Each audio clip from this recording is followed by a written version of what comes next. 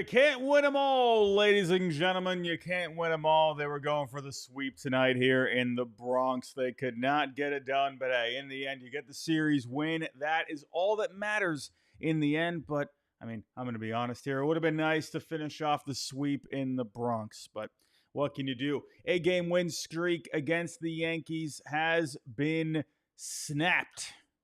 Got to start a new one. Just got to start a new one. We got plenty of time to go start a new one. But Dustin May, he just didn't have it here tonight. You know, we'd seen a couple of good starts. Obviously, he was bumpy in the first one after the trade. Then he looked a lot better over the next two. And here tonight, just didn't have it. You know, I was thinking, I was talking about this yesterday in the Game 4 preview, thinking, hey, May, he's been getting revved up here over the last couple of starts. He's been seeing him getting pretty pumped up out there. And, I was thinking, man, maybe Yankee Stadium gets that adrenaline going a little bit. He looked fine at first, but he was just leaving a lot of pitches over the plate here tonight. Just a lot of meatballs. 3 home runs allowed. Trent Grisham tonight, he looked like Barry Bonds against Dustin May. 2 home runs off of May here tonight. Jazz Chisholm had a couple tonight. 1 off of Dustin May. 1 off of Walker Buehler, who we'll talk about here in a little bit. That was a big part of tonight's bummeroony of a game. We'll get to that performance there. There was also something else that was interesting in that bullpen tonight. Someone was warming up tonight, which could suggest who will be getting the ball tomorrow against the Orioles. We'll do a preview for that series, and we'll be talking about that game towards the end of the show. As for the offense tonight, nothing really going, but hey, the legend of Nate Lowe continues here with the Red Sox. Even in a bummer of a loss, this man just stays productive. He drove in the only runs tonight for the Red Sox, but overall for the offense here tonight, only 5 hits, 10 strikeouts on the night, 1 for 6 with runners in scoring position. I will say, I'm getting a little concerned with Romy Gonzalez. Just a little bit. He batted leadoff tonight. 0 for 3. He did have a walk. He did score a run there tonight, but, grounding into a double play in the third, to me, I hate getting into the double plays early, man. To me, it's like, I always like trying to build that momentum in the early innings. So double play, Rodon, he was just locked in, but Romy here, over the last 22 ABs, he's only got 3 hits. He's only hitting 136 over his last 7 games. So we're going to need Mr. Rob Refsnyder to come back here soon. Please, can we get that man back in the lineup? Going to need him. Everybody, we're going to get into this tonight. Not too long of a show. We'll talk about Dustin May really quick. Not really a whole lot of offense. I pretty much already told you about the offense. Nate Lowe driving in a couple with a base hit here tonight later on. It did look like maybe the Red Sox, were maybe getting a little life there. The Yankees, they hadn't fully pulled away right until the end there against Buehler. But you were thinking maybe there could have been something. Maybe they could have been cooking something. But they just didn't have it tonight. But before I get into it, if you can, just hit the like button for me. Subscribe if you're new. We're trying to get to 5,000 subscribers by the end of the season. We're about 5 weeks away. We're about 400 subscribers away from that. If you could help us out, I'll love you forever. And also, do hit that like button. The goal for tonight is 50 likes. Let's try and hit 50 for tonight. So, let's get to it here, ladies and gentlemen. We do have a couple of sponsors tonight. I'll get to those in a little bit. But let's start off here with Dustin May. Like I said, just not really a great outing here for Dustin May. He was leading with the sweepers once again. That's something we have seen consistently from May over the 4 starts overall. Some cutters, sinkers as well. Like I said, just too many hittable pitches here tonight. A lot of meatballs from Dustin May. 8 hard hit balls off of him, 3 being the home runs. Second inning, my goodness, Stanton tonight. This guy was just hitting absolute freaking rockets. Holy cow. Stanton with a base hit in the second inning. Jazz with a home run to follow up to right center. That made it 2-0. May just leaving a fastball right up in the zone. Meatball number 1. I will say, in the second inning, Seti, he was mic'd up on ESPN. And, of course, Seti making the nice play while he's literally mic'd up talking to the guys in the booth. I found that pretty funny. Seti's just awesome, man. I'm glad he said because they asked him. I knew they were going to ask him this too. As I'm listening to the ESPN guys asking him questions, I'm thinking to myself, I'm like, I guarantee they're going to ask him, what do you like better, center field or second base? I knew they were going to ask him that, and of course they did. And he, of course, said he's more comfortable out in center field, but in the end, you're just trying to win the game. You're just trying to be in the lineup. That's what matters. So, anyway. Third inning, Grisham. Trent Barry Bonds Grisham, home run. Made it 3-0. Sinker up in the zone. Can't believe it, a sinker up in the zone, man. That's a no bueno right there. They made it 3-0 at the time. Fourth inning, Stanton. Holy cow. 117.8 miles an hour on the double over Nate Eaton's head in center field. Holy cow.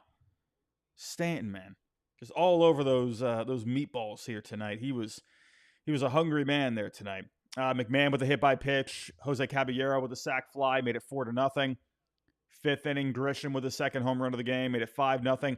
This was a cutter down in the zone. Didn't leave one up this time, but with the cutters, I mean, you can't be catching too much at the plate, man. You got to be attacking inside on those lefties. And, just a badly placed pitch. Overall for the night, Dustin May, 4 1/3, 5 hits, 5 earned, 3 Ks, 3 walks, 3 home runs. Not a good outing for Dustin May. For the bullpen. Bernardino. Hey, Bernardino's looked pretty good since coming back here to the Red Sox. Inning and a third here for him tonight. 2 strikeouts. But then here came Walker Buehler. Came in for the last out in the 6th inning. He got Caballero to pop out. 7th inning, he walked Grisham. And then he struck out Judge and Rice. He threw 4 different pitches to Judge. I'll get to that in a second. Sliders and curves to Rice.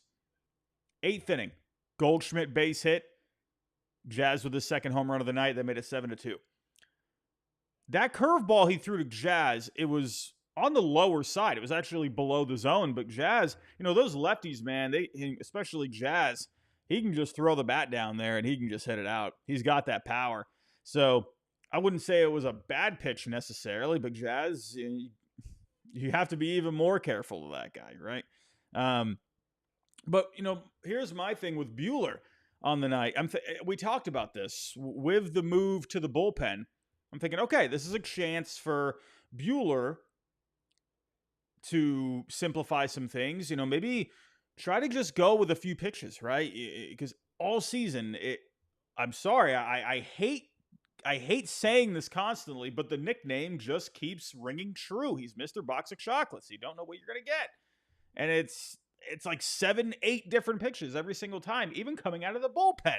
So, but it's like, if you're going to go to the bullpen, why was that the approach? Like, I get it. I understand he doesn't feel comfortable with his pitch mix. He hasn't felt comfortable. He even said it himself. It's kind of hard to pick pitches when they all, how did he say it? He said, it's hard to pick pitches when they all suck. Pretty much something along those lines is what he said. So, but to me, I feel like you should still try to just go with a few there, not be going with so many. This is a chance to kind of reestablish yourself a little bit, try to go with a different game plan to build a bit more consistency. And he's not really doing that. I mean, it's only one outing here. We'll see, but I don't know. Kind of was just a little disappointed with that approach there. I mean, it was fine in the first inning. I think you got away with it there in the first, but you got to remember with these hitters, man, they're going back to the dugout and they're talking to the other guys like, oh, he's doing this. And then, Jazz, Goldschmidt, they're just all over him on the next outing or the next inning. Again, he threw 4 different pitches to Judge. It's like, that's the goal for Buehler, man. Here's my thing with Buehler for the rest of the year going into the postseason, going down the stretch. I want Buehler to just find that confidence. Find those 2 to 3 pitches that you can really lean on, really hammer it in the bullpens. Try to figure this out. That's the goal for Buehler, man. Because to me, we've been talking about this bullpen, right? where these low leverage guys, you haven't, I mean, it happened again tonight, funny enough. I mean, the same thing happened again, right? Where the low leverage guys, they're just not able to do anything for you. They're not able to keep the game even somewhat meaningfully close, and that happened again. It was a 3-run game. I mean, sure, it's not, the best of spots, but at least, get a couple on, a bloop, a walk, home run, all of a sudden it's a tie game, so, but Buehler couldn't even do that. So that's the goal for me, for Buehler. Really try to get this figured out. Try to figure out 3 pitches, even 2, whatever it may be, figure this out. But in the end, Yankees win here tonight, 7-2.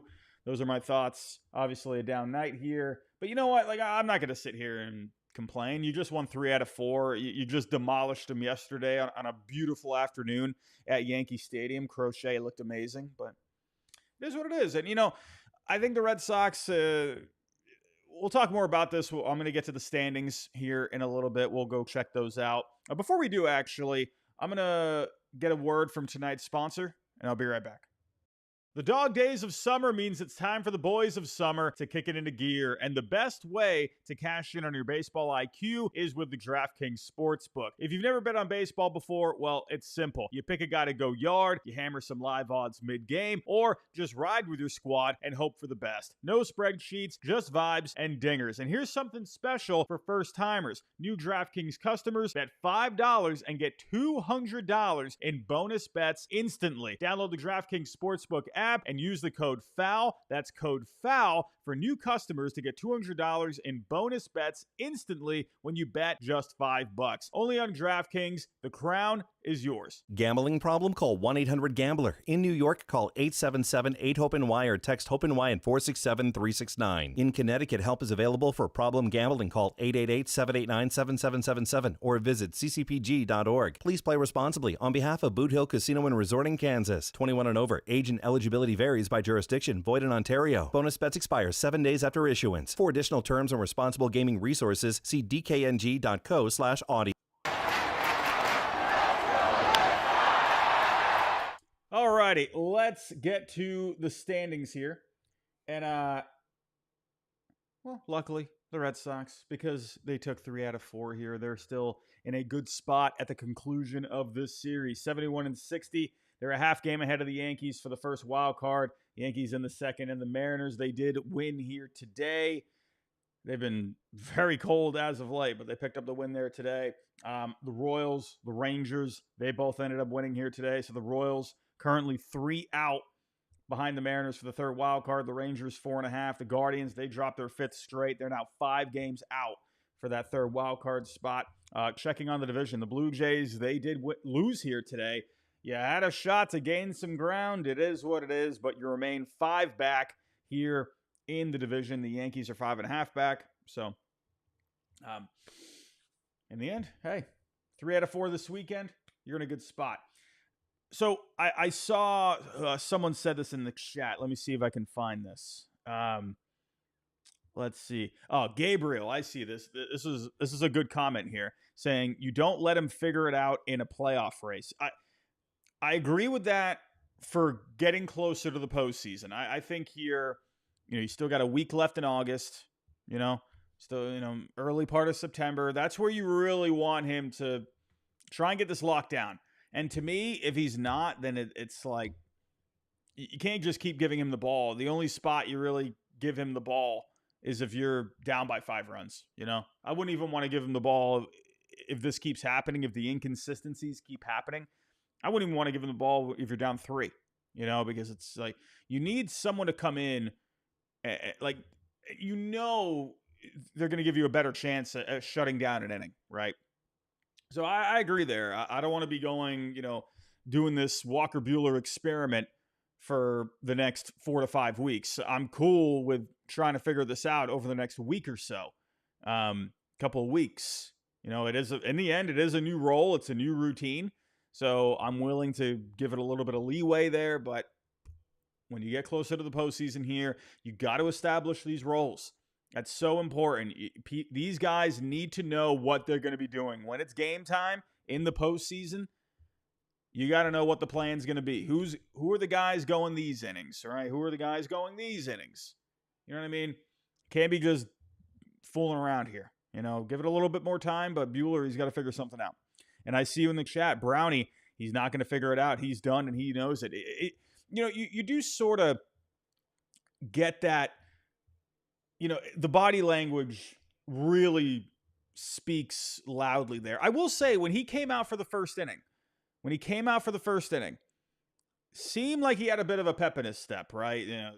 I don't know, just watching him on the mound, looked like he was moving around all right. It looked like he had something to him.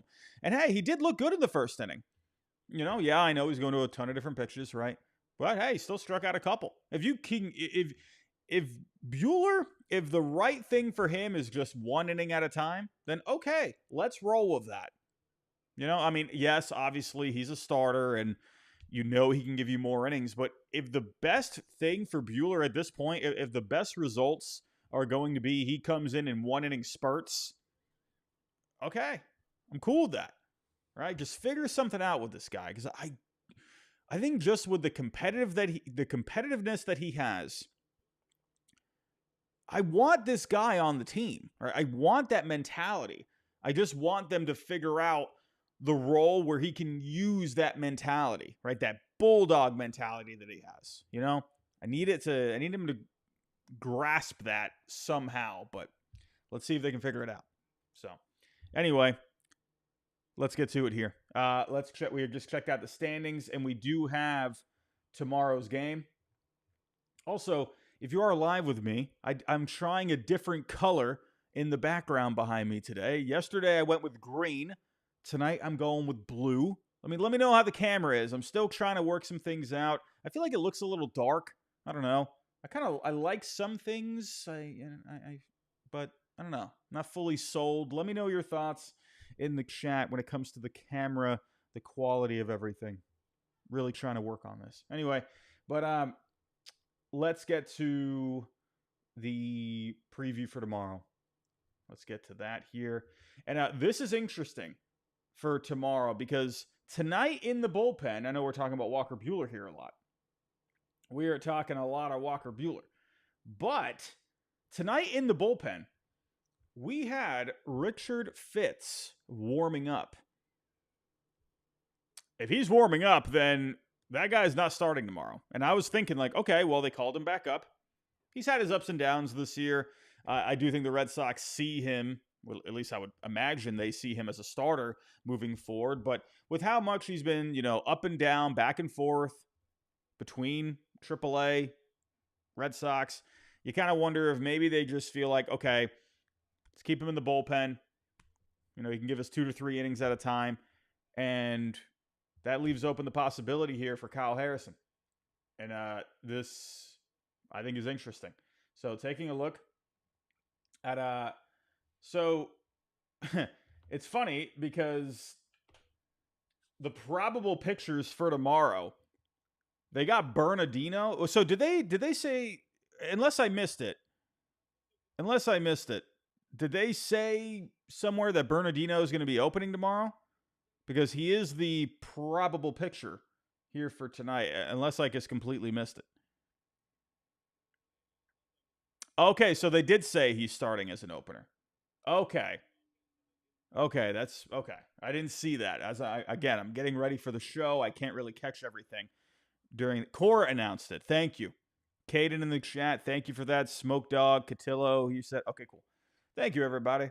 So, it's hard, man. When I'm getting ready for the show, towards the end, I can't really keep track of anything going. Even the post-game stuff, I try to make sure I get it on the TV, because it's like the only way I can pay attention to it. But it was on ESPN tonight, so I didn't have the Cora post-game.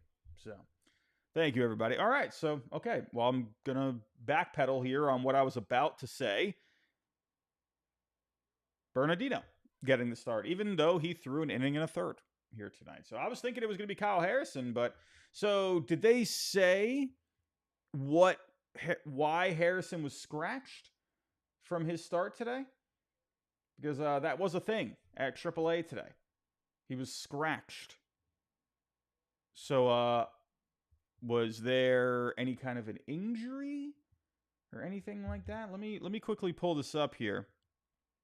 I'm pretty sure Cotillo already tweeted about it. Let's take a look.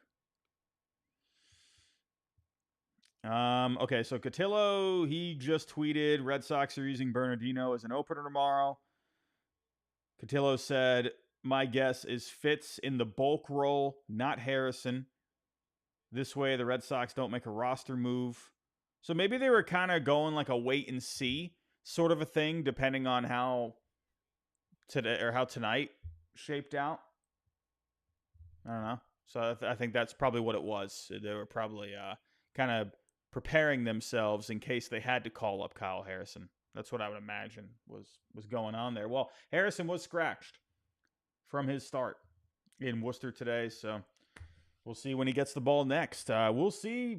That's what I mean. Like, I don't think the Red Sox are, because to me, when I'm looking at the Harrison highlights, when I've watched a couple of his starts, when I'm looking at the final lines, sure, he has pitched well in August, but you would like for there to be more, right? To be, I don't want to say fully sold. That's not the right term that I want to use, but you just want, before you, because they think highly of him, right? They don't want to rush him because this is a highly touted pitching prospect at one point.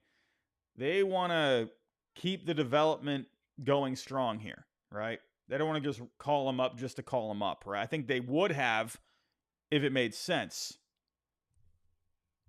But I think they would rather keep him there, to just keep working on things. So it's kind of my guess. So Smoke Dog in the chat, I see what you're saying here. Summer saying Tolley by Thursday. Tolley looked awesome in his last start. That fastball was pumping, man. That was a major league ready fastball. Go take a look at the highlights of Peyton Tolley's last start. The fastball had so much life, even more so than that first start in Worcester. Holy cow. I think, what do you have, 9 strikeouts over 5? Guy looked crazy. Man, oh man. Who knows? Could totally get the call maybe this week. We'll see. But taking a look at the game here for tomorrow, opening up a series with the Orioles in Baltimore on the road.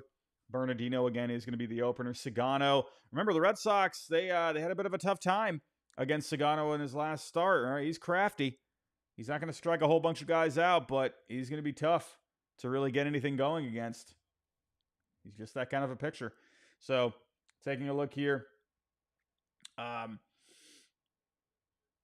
mean, if I'm looking at some guys that could maybe get some success against Sagano, well, I'm looking at Nate Lowe, to be completely honest with you. This man just keeps on hitting. He keeps on just doing everything for the Red Sox at this point. My goodness. But, yeah, Nate Lowe, he's had 5 ABs against him. He's got a hit. Roman, he's got a hit against him. Story, he's 1 for 2 against him. Wong's 1 for 2. So let's see if they can get something going. They couldn't figure it out last time. Let's see if they can do it here tomorrow. So, everybody, I'm going to do a bit of a Q&A for the last segment of the show. Before I do, though, we do have one more word from our sponsor. I'll be right back. FT fans, you want to have confidence when you go out in public? Absolutely. We can't all wear a backwards hat like me, but you can get some true classic fit shirts. It almost looks like, oh, wow, this shirt was tailored for me. Nope, it's every true classic. This John is soft. It is smooth. FT fam, when you're playing in games, you kind of have some stress, anxiety. Teammates need something to help. Now it's at your fingertips with Rula. That's right. Telehealth has been a huge help for millions of people, but it can be time-consuming and expensive to find the right therapist. Rula is on a mission to make this process smoother. And make sure you go to rula.com/Val for more details. They take most major insurance plans, and the average copay is only about $15 per session. Every provider on Rula is carefully vetted and chosen for their expertise. Thousands have already trusted Rula to support them on their journey toward improved mental health and overall well-being. Head on over to rula.com/Val to get started today. After you sign up, they ask you where you heard about them. Please Say that FT sent you there to support the show, but also worry about yourself here at Rula.com, RULA.com/FOUL, and take the first step towards better mental health today. You deserve quality care from someone who cares.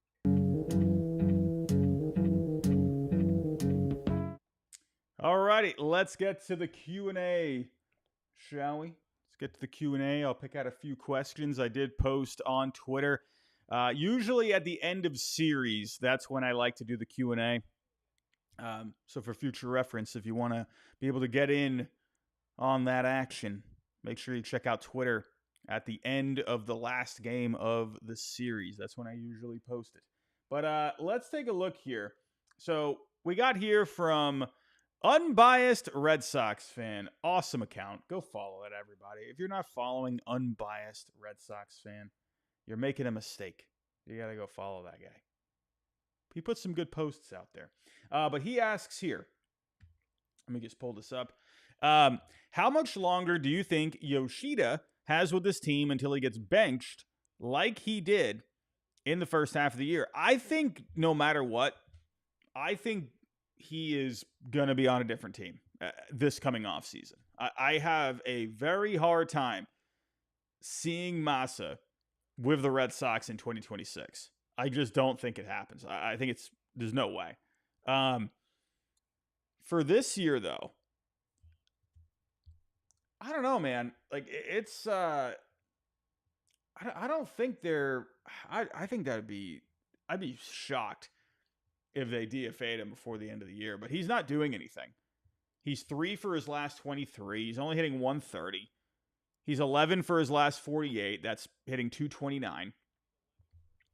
I mean, there's just not really a whole lot going on here. You know, who knows? Maybe in the next couple of weeks, could they cut the cord?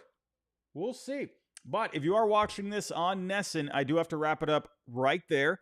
If you want to come watch the rest of the show, coming over to Monster Territory on YouTube. We'll see you tomorrow for the post-game coverage. So, let's get to it. But yeah, for Massa, I mean, my thing is, hold on, let me pull up the pull up the good old depth chart here. I don't know, because it's like, would you rather just give those ABs to the password? You know, like, do you feel like you would have a better shot with Garcia in the lineup instead? At that point, I don't think Massa is going to end up getting DFA'd. I think he would just be on the bench. Like, I think he would basically just be a very expensive pinch hitter, I think. So, I don't know. I think with Massa, his game is to make contact, get the bat on the ball. He's not going to hit homers. He's not going to, be Barry Bonds up there by any means. But a guy that's going to give you a good AB, he can go, line a double into the gap. He can do that for you. He has that ability, but he's not doing anything. He's only hitting 229 over his last 15 games. Overall in the year, he's hitting 229. He hasn't even played a full 30 games yet. So, but he's even more ice cold over the last 7. I don't know, man. I just think I don't think he's going to get cut, but I think he would basically just be moved to the bench because he is going to give you a good AB at the least. That's kind of, he might not give you a hit necessarily, but at least he can work the count. And I could see them thinking, okay, we can just have him on the bench. So this offseason, though, I think he'll be gone. Even if they can't trade him, I think they'll just DFA him. I think they'll just cut him. So, yeah, it's unfortunate. Tanner Houck, truther. Does Jarren Duran need a mental break? He looks lost whenever a lefty starts a game, even when they leave. Duran, it does feel like Duran is a little cold lately. He's only hitting ones. Yeah, Duran has been cold. He's only hitting 196 over his last 15. He was hot a little bit before that, over his last 30 overall, hitting 250. But, yeah, he's been more so cold over the last couple of weeks. I could maybe see Cora giving him a day or something like that. Try to get some more at-bats for the password. I could see that. Will, do you think Harrison needs to work on more things in the minors? I think so too. Like, I would like for Harrison, when I'm looking down, or when I'm looking at his lines in the over his starts, I want to see him go, 6, 7 innings for the most part. I feel like he's really just at 4 or 5 innings, I want to see deeper outings from him. I want to see a bit better command. That's something he's working on, so that's what I mean. I don't think the Red Sox are going to rush him. They will call him up if they need to, but let's see here.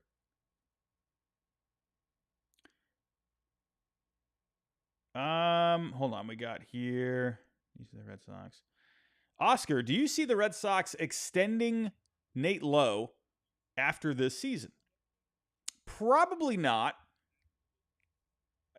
They have another year of control with him for next year, so I don't think they'll extend him. But they seem to like him a lot, and obviously it's been a good fit here so far. So I think they would wait on that to get more of a sample for next year. There's no rush to really do it, So I say if there is ever a time to do one, it would be next year, probably. We'll see. What do we got here? Let's see. Ed, why is Yoshida still on the team? He can't hit for average, no power, no RBI, no speed, cut your losses. I will, again, now that I've been talking about it a little bit here, I actually wonder if at some point, maybe mid-September, if he's still not hitting, if you're trying to really fortify that what you're going to be going into the postseason with, I wonder if they would do something.